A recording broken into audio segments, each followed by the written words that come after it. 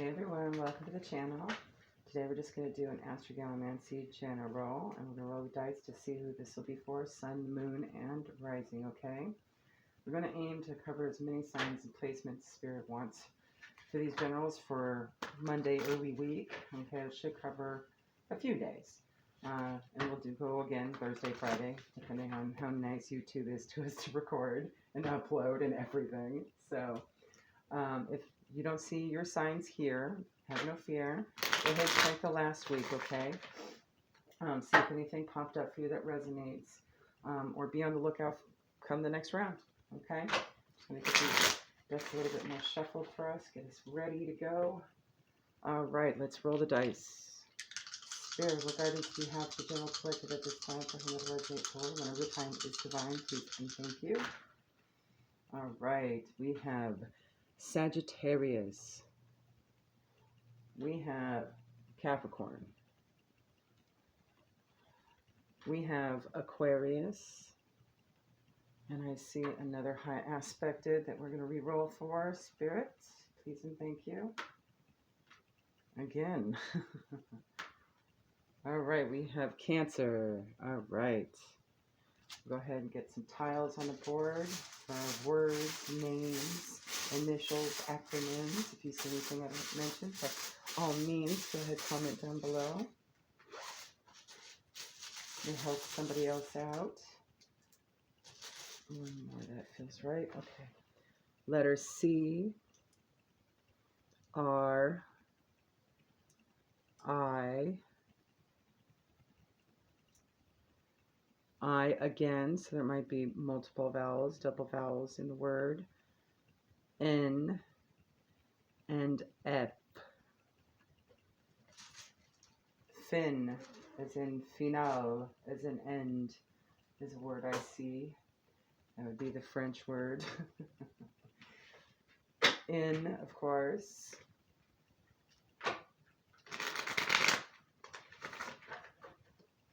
If you see any others, we'll just get a couple from each of the half stacks of the beliefs. Please and thank you, Spirit.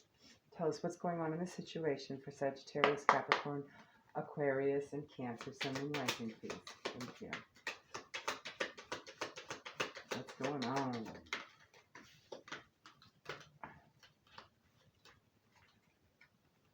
All right, second stack, please.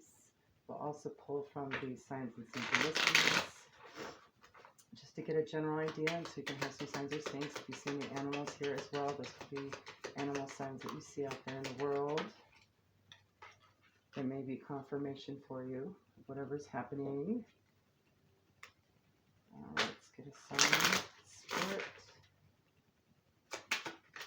All right, perfect. Thank you. Let's get an identifier from the past life, please.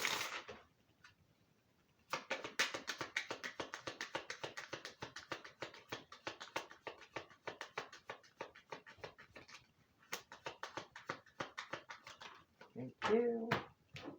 We'll get one from the Moonology as well. This could be the timing as well. As well as an identifier or overall energy or advice. All right, we got two. Let's get one from Lenormand, please. Gypsy Witch / Bluebird. Thank you. And okay, we got it. So your first card out from Tea Leaf is Bouquet. Compliments from an admirer. You also have Turkey. Someone is behaving stupidly. So maybe this flattery is not so flattering.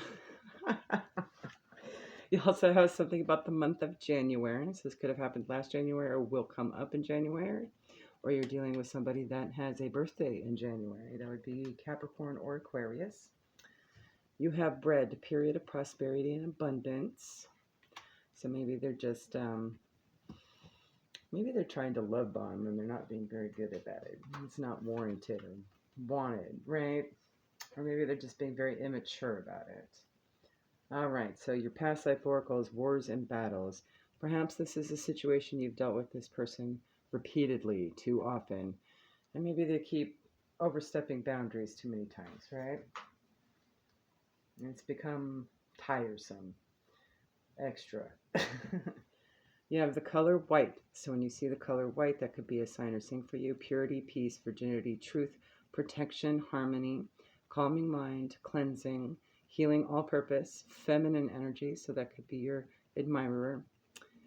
Meditation, moon energy, new beginnings, goodness. This could also indicate a timing of something maybe came through for the full moon and this person's coming forward and they feel like they have the guts now to do so.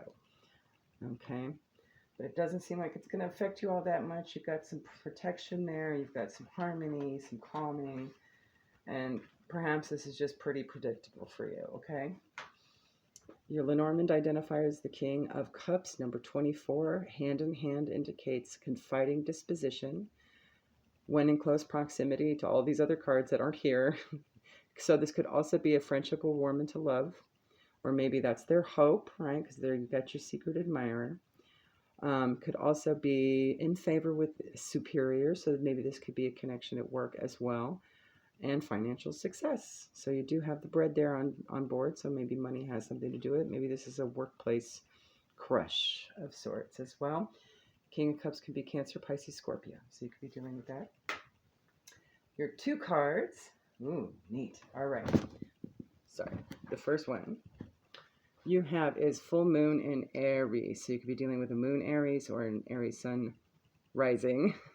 A fiery climax approaches. So maybe this is a final stand with this person. Maybe you have an opportunity to make some change with this individual, right? That's going to be long lasting. You have new moon in Sagittarius. So it could also be a moon or a Sagittarius sun moon rising. Okay. Luck is on your side. Okay. So this could also indicate timing of the last full moon or the upcoming full moon in Aries or the last new moon in Sag or upcoming one as well.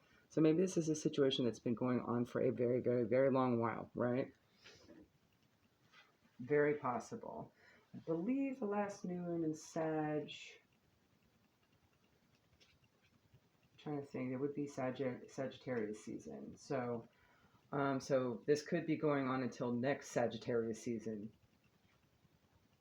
What is that? That is November-ish, all the way until November next year, or from November this month, right? Like maybe it's like just starting now, or it could go until the next full moon in Aries, which is 6 months after Aries season or before Aries season. Okay. All right. So look that up. Okay, that might be your time frame, roughly thereabouts. Okay. So. Just tell us about this turkey spirit. Why are they behaving stupidly? Who's behaving stupidly? What's stupid in this situation? What's going on? Just so we have more frame of reference, right? Please and thank you. Let's get 2 cards on turkey, please.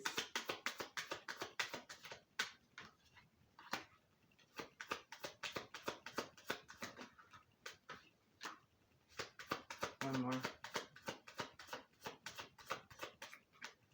Card out, you have number 27, unexpected money. That could be like a pay raise or a bonus or something. Number 20, the house. Perhaps the work environment's at home and you work around them. This could also be a neighbor sniffing around. I can see that as well. Number 33, murky thoughts. So maybe it's more about money and not about liking a situation or person or wanting to have something close with them. What are these murky thoughts, Spirit? Clarify murky thoughts. Young mind, that's what it is. We've got number 18, breaks down to a 9, small child. Small child can mean new beginnings, but it can also mean just younger energy, like a child, literal child, right? This could just be someone just very immature about the situation. And what is up with this murky thoughts in the house, Spirit? A gift. Oh. Does somebody want to raise in their allowance, perhaps? This could be someone's child. Because they want to get stuff. Maybe because the holidays are coming around, too. And unexpected money, please. Good Lord. Okay, so maybe There's a mature man in this situation that's offering some sort of unexpected money, right? It's a gift, right? Okay. So it could be a pay raise. It could be your boss giving you a raise or a bonus or something. And maybe you've got this child just being very gimme, gimme, gimme, gimme about it, right? I want to buy this Xbox. I want an Xbox. Tell Santa. All right, Spirit. Let's clarify a little further.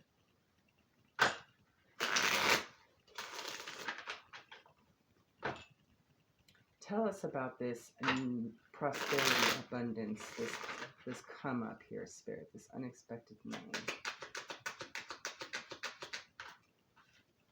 Four of Swords. You might have to wait about it. There's a bit of a delay, but you're going to have a Wheel of Fortune, so it's going to be destined. Just got to be patient and wait for it. Okay. And not get too wrapped up in what you're going to do with it, right? You got the Devil. Make smart choices with this money, okay? And perhaps the Devil could also be this child's energy, this younger person's energy with their murky thoughts, okay? Could mean they're just getting some greedy. And maybe this might actually be a very good opportunity to teach a lesson, right? Some value in things. So let's get some guidance from Unshakable Inner Peace, Spirit.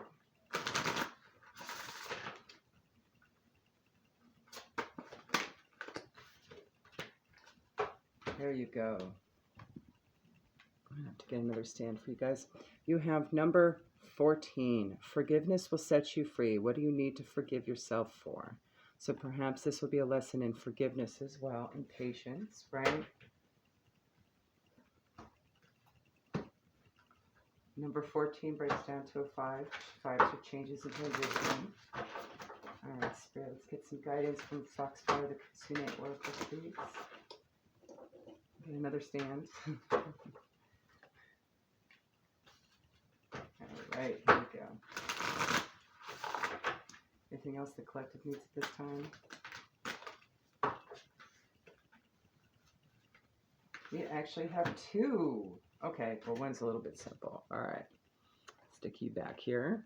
Get another stand for you. We're going to start with Rituals and Offerings, which popped up second.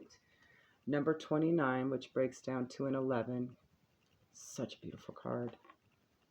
And this may just be a hint as to what new practice, forgiveness-oriented, patience-oriented healing practice you'll need to be doing. You do have the 4 of Swords there, so that is a card of healing. So you may need to practice some sort of grounding techniques or something like this during this whole time. Maybe this is something you can teach the child, right? There is a time to work alone and a time to join and raise power with others. Hint, hint, nudge, nudge. Maybe some activity you can do with this turkey, whoever this turkey is, okay? It's time to make a pilgrimage with like-minded others to a sacred place with a goal.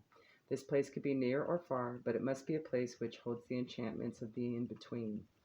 This might be an opportunity to take said child. If this, for example, if this is a child in your life that's just being greedy and materialistic, there you go. Couldn't think of the word earlier. Maybe this is a good opportunity to take them out in nature to bond with Gaia and do free sort of activities like hiking and collecting wildflowers or something like that, right? Just to kind of remind them of, you know, what's most important in life, right? That there are things beyond your backyard. There's a whole big wide world out there, right? And not everything requires money or things or stuff, right? It could just, you go out there and commune with nature, even if it's just taking them to a lake or a beach or something. Just like in this picture here, this image, they're all bringing these beautiful things, these lanterns to this, you know, this riverside here to let it float and offer. It says an offering in the woods here, right? You must step beyond the everyday and become a part of the powers of the other world for a time, in order to bring more of that magic through to the everyday world in which you reside. When you do this, be it alone or with others, you will be returning the light to the world, reminding others of the power of hope and restoring a sense of sacred to your own self. It is time to bring the light back to the world and to offer it up for others to make use of, however they wish. It is time for you to undertake this pilgrimage and to step away from the structure of every day, from all the things that seem to define us, and become what defines us, what makes us closer again to our true spirit. Light a candle, go to a temple, visit a grove, a sacred pool, a quiet place where the divine whispers through the trees, and with grace, humility, and awareness, make your offering to the great spirits all about us. When you do this, the borders and the barriers between the world of magic and the ordinary world will thin until they vanish, and in one beautiful expanse of time, all will be one, all will be beautiful, and all will be as it truly is. Once again, let there be listening and reverence and quietness in your footsteps. Let your sense of self fall away, and let the other world speak to you, so that you become one again, part of the light of the world, and ease the suffering of all those who have fallen into the traps of lost hope, denial of spirit, and forgotten wisdom. Bring it back, bright soul, with the simple ritual you will now make. And when you do this, the kitsune will be with you, invisible as air, as present as the scent of flowers, as real as the blessed earth herself. And then you have card number 30. Progression from 29 to 30, right? Moving forward. Willing entanglement. This could be your situation with regards to whatever obligations you have with this turkey, okay? When this card comes to you, know that you are being shown the ways in which our promises can bind us, and in time begin to restrict us, and yet we have given our word. This is the conundrum of human entanglement, of all relationships. There is the bonding and the beauty of what we can give to each other, and there is the binding that comes with the responsibility of love. For this is a card of a person who takes responsibility seriously, and who has serious responsibilities, as does this elven one, friend to the kitsune, who is working her magic in unison with this tree. For as long as it takes to unbind him from the burdens of those who would exploit nature, this beautiful being has given her pledge to be of assistance with the tree beings, and yet it has brought to her great restrictions and bindings, and even a sense of being imprisoned.